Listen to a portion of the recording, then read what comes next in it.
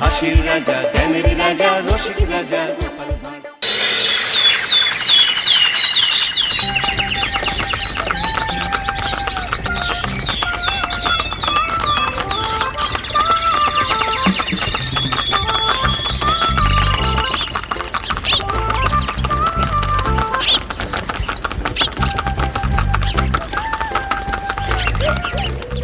অনেক দিন পর বেশ লাগছে বন ভ্রমণ।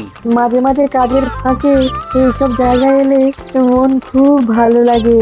শুদ্ধ বাতাস, মাটির সোনা গন্ধ, পাখির কলতান, আহা।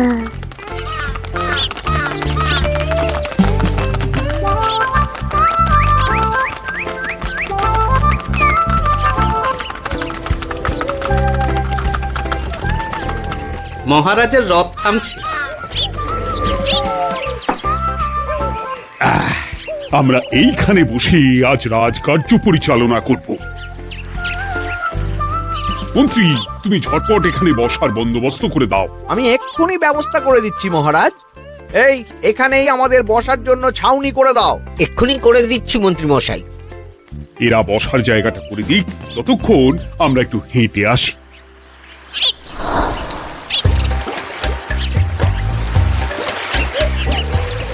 সকালবেলা হাঁটা শরীরের পক্ষে খুব ভালো মহারাজ।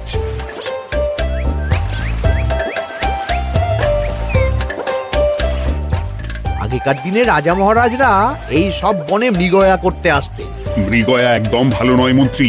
তুমি জঙ্গলে আসছো অন্য প্রাণীদের মারতে। কেন মারবে? ওরা তো তোমার কোনো ক্ষতি করেনি। না, তা করেনি, কিন্তু তখন ওটা রাজা মহারাজাদের খেলা ছিল। শুনেছি আপনার প্রপিতামহ খুব ভালো বাঘ শিকার করতেন, অনেক বাঘ মেরেছেন। মন্ত্রী, তুমি একটা কথা হয়তো জানো না। আমার প্রপিতামহ শিকার করতেন, কিন্তু কোনো স্বাভাবিক জানোয়ারকে নয়। যে বাঘ মানুষ খেকো হয়ে প্রজাদের ক্ষতি করত, আমার প্রপিতামহ সেই সমস্ত বাঘদেরই মারতেন। এছাড়া উনি বন্য প্রাণী সংরক্ষণ করতে বড়ই ভালোবাসতেন।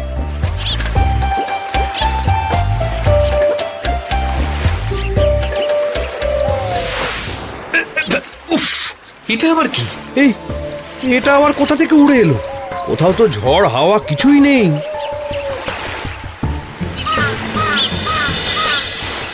একটা ধাঁধা মহারাজ, এই কাগজে লেখা।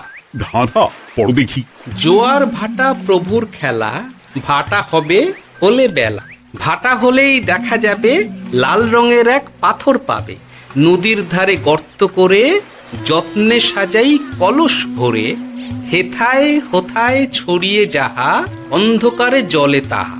ঢুকলে চক্ষু ঝলসে যাবে, হাতের কাছে ঘন্টা পাবে। ঠিক ঘন্টা বাজলে পরে পড়বে ঝরে থরে থরে। ঘন্টা যদি হয় ভুল, যেন তুমি হারাবে কুল। ঠিক ঘন্টা চিনতে হলে নকশা দেখো চক্ষু খুলে। সিন্দুক দেওয়ালে হাত দাও, আসল ঘটনা জেনে নাও। ওরে বাবা, খুব দীর্ঘ ধাঁধা। তা মন্ত্রী, তুমি কিছু বুঝলে? এটা একটা গুপ্তধনের নকশা। এর মধ্যে গুপ্তধন কোথায় আছে তার একটা ধারণা দেওয়া আছে। গুপ্তধন? ওটা আমাকে পেতেই হবে, পেতেই হবে। দেখি দেখি একবার কাগজটা দাও। গোপাল, কাগজটা আগে আমার হাতে দাও, দেখি ভালো করে। এখন নদীতে জোয়ার চলছে গোপাল। একটু পরেই ভাটা শুরু হবে। হ্যাঁ, ভাটা না হলে কিচ্ছু বোঝা যাবে না। এখানে স্পষ্ট লেখা আছে, ভাটা হলেই দেখা যাবে লাল রঙের এক পাথর পাবে। তার মানে আমাদের ভাটা হওয়া পর্যন্ত অপেক্ষা করতে হবে।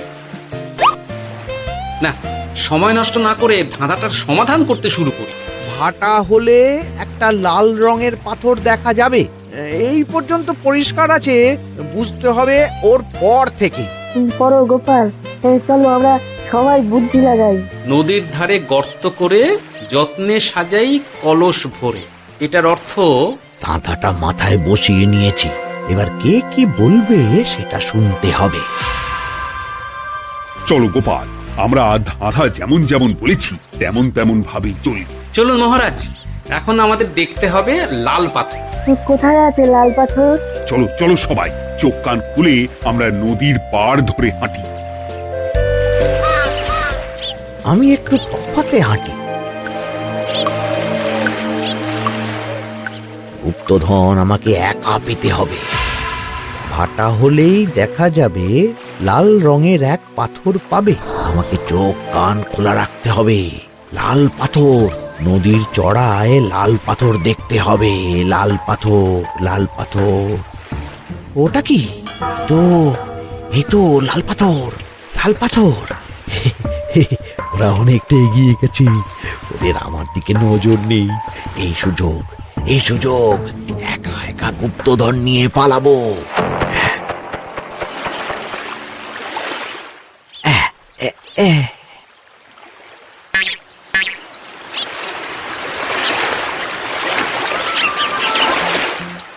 কি গো, আমরা তো হেঁটেই চলেছি, লাল পাথর তো কই দেখতে পাচ্ছি না। আরেকটু হাঁটতে হবে মহারাজ, গুপ্তধন বলে কথা, ওকে আর সহজে ধরা দেয়? সেটা অবশ্য সঠিক কথা। আচ্ছা, আমরা সবাই তো আসছি হেঁটে হেঁটে, মন্ত্রী মশাই গেলেন কোথায়? ও কি যে ঘটে! সত্যি তো, মন্ত্রী কোথায়? ও সেনাপতি, মন্ত্রীকে দেখেছো? কই না তো মহারাজ। তাহলে কোথায় গেলেন মন্ত্রী মশাই? এই জঙ্গলে বাঘ ভাল্লুক আছে, শেষে কিনা বাঘে নিল। হায় হায় হায়, মন্ত্রী গিন্নির কাছে আমি কি মুখ দেখাবো? হুম, বাঘ ভাল্লুকের পেটে যাবার লোক তো মন্ত্রী মশাই নন।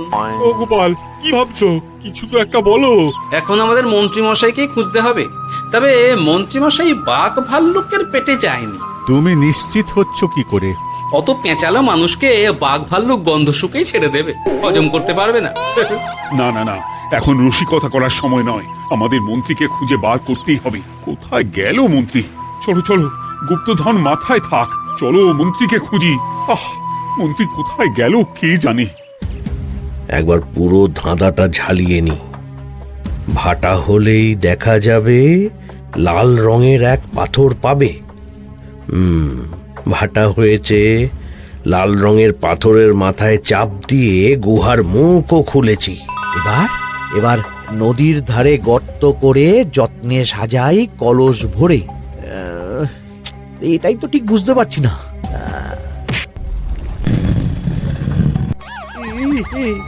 এই রে, এবার কি হবে? হ্যাঁ মহারাজ, কোথাও একটা আওয়াজ হলো। আওয়াজটা কোন দিক থেকে হলো? চলুন সামনে এগিয়ে যাই।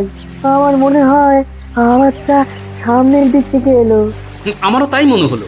তবে কি মন্ত্রী মশাই লাল পাথরের হদিশ পেয়ে গেছেন? আমাদের চোখে পড়লো না, অথচ মন্ত্রী মশাই চোখে পড়ে গেল। আসলে আমরা কথা বলতে বলতে গেছি, তাই নজরে পড়েনি। মন্ত্রী মশাই একা একা আমাদের পেছন পেছন আসছিলেন। উনি ইচ্ছে করেই আমাদের পেছনে পেছনে আসছিলেন। নিজে একা গুপ্তধন নিয়ে যেতে চেয়েছিলেন, এখন কোথায় আছেন কে জানে।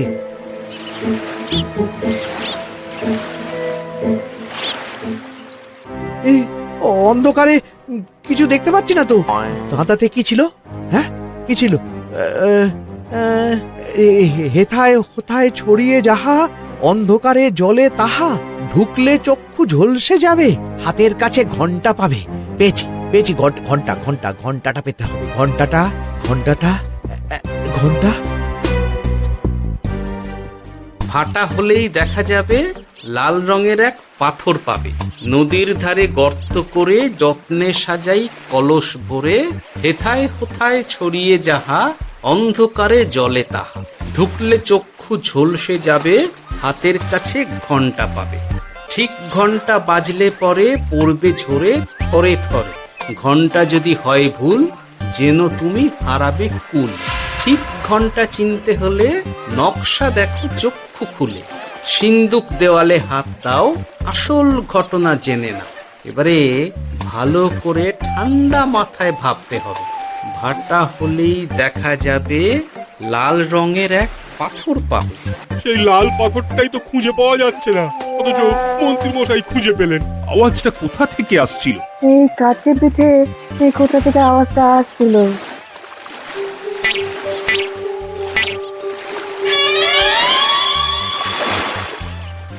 এই তো, এটাই মনে হয় সেই লাল পাথর। একটু নাড়িয়ে চাড়িয়ে দেখি তো কিছু হয় কিনা।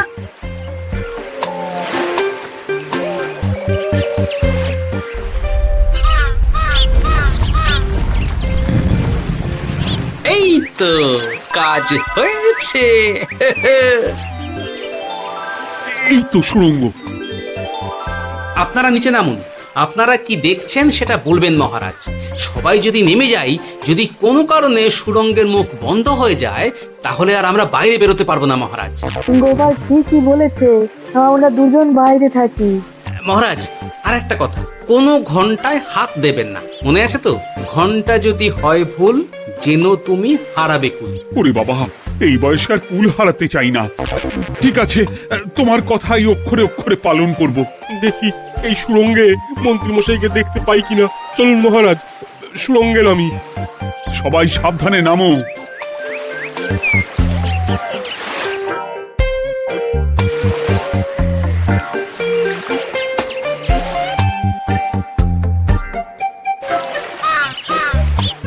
মহারাজ, ওখানে কি কি দেখতে পাচ্ছেন? ওখানে কি মন্ত্রী মশাই আছেন? না গোপাল, মন্ত্রীকে এখনো দেখতে পাইনি। শুধু আমি এখানে অজস্র পাথর দেখতে পাচ্ছি। পাথরে পাথরে ছয় লাভ, ছোট বড় অজস্র। পাথরগুলো বড় অদ্ভুত, কিরকম কিরকম মানুষ মানুষ গড়ন। লম্বা বেঁটে হরেক রকম। মানুষ মানুষ গরম, সেটা কিরকম? আর কিছু? কোনো কলসি কি দেখতে পাচ্ছেন? কলসি তো দেখতে পাচ্ছি না। মহারাজ, কলসি থাকতেই হবে, কারণ ধাঁধায় লেখা আছে, নদীর ধারে যত্ন করে যত্নে সাজাই কলস ভরে। গর্তটা আসলে হলো সুড়ঙ্গ, কিন্তু কলস। মহারাজ, মহারাজ, এইদিকে এইদিকে একটা কলসের মতো কি যেন আছে। এইদিকে আসুন, এদিকে এদিকে। হ্যাঁ গোপাল, দেখতে পেয়েছি। এবার আমি যেরকম যেরকম বলবো সেই রকম সেরকমই করবেন। আমি বিজ্ঞানীকে নদী থেকে জল তুলে পাঠিয়ে দিচ্ছি। পাত্র কোথায় পাবে? আমাদের জল খাবার যে পাত্র আছে সেটা আনতে লোক পাঠাচ্ছি। ঠিক আছে। শুধু একটা কথা বলছি, আপনারা কেউই সুড়ঙ্গের ভেতরে কোনো কিছুতে হাত দেবেন না। কেন গোপাল? সব পরে বলবো, এখন আমি যা বলছি সেটা শুধু মনে রাখুন। সুড়ঙ্গের ভেতরে কিছুতে হাত দেবেন না। ঠিক আছে। প্রহরী, তুমি যাও, যেখানে আমাদের বসবার আয়োজন করা হয়েছে সেখানে গিয়ে একটা জলের পাত্র নিয়ে নদী থেকে জল ভরে নিয়ে এসো। গোপাল, মন্ত্রী মশাই কোথায় গায়েব হয়ে গেলেন? কোথাও গায়েব হয়ে যাননি বিজ্ঞানী, কোথাও গায়েব হয়ে যাননি উনি। উনি ওই সুড়ঙ্গের ভেতরেই আছেন। কিন্তু কেউ তো ওনাকে দেখতে পাননি। সম্ভবত পাথর হয়ে আছে। এখন কিভাবে পাথর হয়েছেন সেটা তো আমি বলতে পারবো না। সবটাই স্বপ্নের মতো লাগছে। ঠিক যেন স্বপ্নের মতো লাগছে। এই জীবনে সুরঙ্গ দর্শন হয়ে গেল। আমাদের পাতাল প্রবেশ। পাতালে আসিয়া আমি মনে মনে বলি, গুপ্তধন নিয়ে আমরা যেন সৎ পথে চলি। তোমার এখনো কাব্য আসছে সভাকবি? আসছে মানে কাব্যের সাথে আছে রোমাঞ্চ, করছে গা শীত, হচ্ছি আমি অধীর। মহারাজ, জল দিয়ে বিজ্ঞানীকে পাঠাচ্ছি। কি করতে হবে বিজ্ঞানীকে সব বলে দিয়েছি। তুমি ভেতরে আসবে না? আসবো ঠিক সময়ে। এখন আমি যেমন যেমন বলবো আপনি ঠিক তেমন তেমন করবেন। ঠিক আছে। বিজ্ঞানী, যেমন যেমন বললাম ঠিক তেমন তেমন ভাবে কলসিকে জল দিয়ে পরিষ্কার করবে। মনে রেখো, ধাঁধায় আছে কলসি সাজাই যতন কর। তুমি একটা কথা মনে রেখো বিজ্ঞানী, কোথাও হাত দিও না কিন্তু। ঠিক আছে গোপাল, তোমার উপস্থিত বুদ্ধির তুলনা নেই। আমি যাচ্ছি গোপাল। সাবধানে সাবধানে। মহারাজ, বিজ্ঞানী যাচ্ছে। সাবধানে নামো, সাবধানে। মহারাজ, কলসিটা কোথায়? ওই তো, একটু সাবধানে যাও।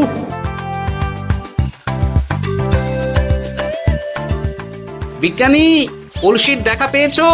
পেয়েছি পেয়েছি পেয়েছি। এবারে কলসিটাকে ভালো করে জল দিয়ে ধুয়ে দাও। কলসির আলোয় সুড়ঙ্গ আলোকিত গোপাল। এরপর কি? ভালো করে দেখুন মহারাজ, কোথাও ঘন্টা দেখতে পাচ্ছেন কিনা? ঘন্টা?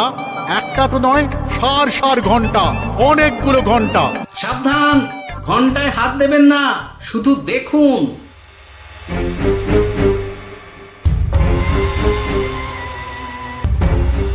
মহারাজ, আমরা গুপ্তধনের খুব কাছে চলে এসেছি। তাই নাকি? কি মজা কি মজা, এবার খাবো ক্ষীরের গজা। আহ সভা কবি, চুপ করো। এখনো আমরা গুপ্তধন পাইনি। আমার মুখে দাঁড়িয়ে সবগুলো তারা আঁকা। বিজ্ঞানী, কোনো ঘন্টায় চাঁদের নকশা করা আছে কি? একটু দেখে বলো না। আমি আতস কাজ নিয়েই দেখছি, সব ঘন্টাতেই তারা আঁকা। খবরদার, কোনো ঘন্টাকেই ছোঁবে না। ঠিক আছে, কোনো কিছু না ছুঁয়ে আমি দেখছি। পেয়েছি গোপাল, চাঁদ আঁকার ঘন্টা পেয়েছি। ওই ঘন্টাটা বাজাও, বাজাও।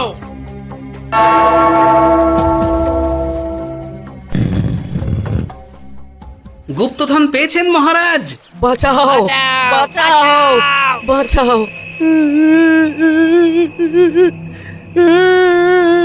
বাঁচান মহারাজ, বাঁচান বিজ্ঞানী, মহারাজ, মন্ত্রীর গলা পাচ্ছ না? মহারাজ, আমি পাথর হয়ে আছি, আমাকে মানুষ করুন মহারাজ। তুমি তো মানুষই ছিলে, হঠাৎ করে পাথর হলি কেন? মহারাজ, গুপ্তধন পেয়েছেন? পেয়েছি, তার সাথে মন্ত্রীকেও পেয়েছি। মন্ত্রী এইখানে কোথাও পাথর হয়ে দাঁড়িয়ে আছে। দাঁড়ান মহারাজ, এবার আসছি। সাবধানে এসো। আমি ভেতরে যাচ্ছি, বুঝলে? যদি কোনো কারণে দেখো পাথরটা গুহার মুখটা আটকে দিয়েছে, অমনি তোমাদের কাজ হলো পাথরটাকে ছুঁয়ে ফেলা, বুঝলে? ঠিক আছে গোপাল দাদা। আমার মনে হয় বিপদ আর কিছু ঘটবে না, তবুও সাবধানের তো মান নেই। ঠিক আছে, তুমি নিশ্চিন্তে ভেতরে যাও। বাঁচাও, আমাদের বাঁচাও, আমাদের সবাইকে মানুষ করুন। আমাকে মানুষ করুন মহারাজ। আপনাকে তো মানুষ করা হবে মন্ত্রী মশাই। আগে বলুন, আপনি পাথর হলেন কি করে? ও, মনে পড়েছে, ধারার শেষ লাইন। সিন্দুক দেওয়ালে হাত দাও, আসল খবর জেনে না। সত্যি গোপাল, তুমি না থাকলে এই এত কিছু আমাদের সবার কাছে অজানাই থেকে যেত।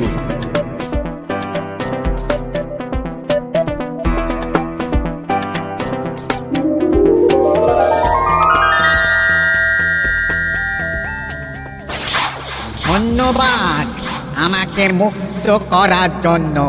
আপনি কে? আমি যক্ষ, আমাকে এই ধন সম্পত্তি পাহারা দেওয়ার জন্য এক ডাকাত দলের সর্দার যক্ষ করে রেখেছিল। আমি 100 বছর ধরে এইখানে যক্ষ হয়ে আছি। আমি তোমার জন্য মুক্ত হলাম গোপাল।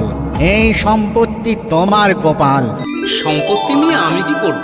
আমি এই সব সম্পত্তি মহারাজকে দান করলাম, রাজ্যের অনেক কাজ হবে। তুমি ধন্য গোপাল, তুমি ধন্য। এবার আমার যাবার সময় এসেছে, আমাকে যেতে হবে। যাবার আগে এই পাথরগুলোকে মানুষ করে যান। এরা সব লোভী। আমি আমার সীমিত ক্ষমতায় এই গুপ্তধনের ধাঁধাকে এখানে যারাই ভ্রমণ করতে আসে তাদের হাতে তুলে দিই, কিন্তু কেউ এই ধাঁধার সমাধান করতে পারে না। সবার মনে লোভ কাজ করে, এই লোভ এদেরকে পাথর করে রেখেছে। পাথর হলো কি করে? একটা মানুষ এসে বুক ভরা লোভ নিয়ে আধা পুরো না জেনে পাথরে হাত দিলেই সে পাথর হয়ে যাবে। আমাদের আমাদের আমাদের ভুল হয়েছে, আর লোভ করবো না, আমাদের বাঁচাও। আমাকে মুক্ত করে দিন, আমার খুব ভুল হয়েছে মহারাজ, মুক্ত করে দিন আমায়। তুমি এখানে আগে এসেছিলে, তাই তো আগে এসে ভাবলে নিজেই একা একা গুপ্তধনকে হরপ করে দেবে। এদিকে তোমাকে না দেখতে পেয়ে আমাদের কত চিন্তা হচ্ছিল। যারা লোভী তারা কারো কথা ভাবে না, শুধু নিজের কথা ভাবে। আমাকে আর একটা সুযোগ দিন, আমি আর লোভ করব না মহারাজ। ও, তোমার কথার কোনো দামই নেই। না মহারাজ, আমাকে আমাকে আর একটা সুযোগ দিয়ে দেখুন, আমি আর লোভ করব না, আমাকে মানুষ করুন মহারাজ। আমাদের সবাইকে আমাদের মানুষ সবাইকে করুন। মানুষ করুন, দয়া করে মানুষ করুন। যক্ষরাজ, এদের আপনি ক্ষমা করে দিন। ঠিক আছে, তোমাদের আবার মানুষ করে দিচ্ছি।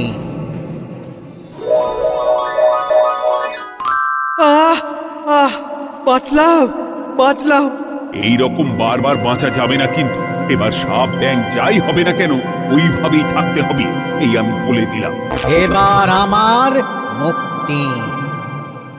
মুক্তি নেবার আগে আরেকটা প্রশ্ন, যে ডাকাত সর্দার তার সম্পত্তিকে রাখার জন্য আপনাকে যক্ষ বানিয়েছিল, এই সম্পত্তি তো তাদের, আমরা তো নিতে পারি না। লোভ বড় খারাপ গোপাল, অতিরিক্ত লোভ মানুষকে পশু করে দেয়। ওই ডাকাত দল এই সম্পত্তির জন্য সবাই কাটাকাটি করে মরে গেছে, কেউ আর বেঁচে নেই। সুতরাং এই সম্পত্তিতে তোমার অধিকার আছে, এই সম্পত্তি তুমি গ্রহণ করো। নিলাম আমি, কিন্তু এই সম্পত্তি মহারাজকে আমি দান করলাম। ডাকাত দল জনগণের সম্পদকে লুঠেই তো সম্পত্তি বানিয়েছে, তাই আমি জনগণের কাজে লাগবার জন্যই এই সম্পত্তি মহারাজকে দিলাম। গোপাল, তোমার জয় হোক। এবার তাহলে আমি যাই, তোমরা সবাই সুখে থেকো আর ভালো থেকো। গোপাল, তোমার তুলনা হয় না। তোমার ঋণ আমি কোনোদিন শোধ করতে পারবো না। তুমি কৃষ্ণনগরের জন্য যা করলে তা ইতিহাসে লেখা থাকবে। না মহারাজ, আমি এমন কিছু করিনি, এই কাজ সবাই করবে। জয় গোপালের জয়, জয় গোপালের জয়, জয় কৃষ্ণনগরের জয়।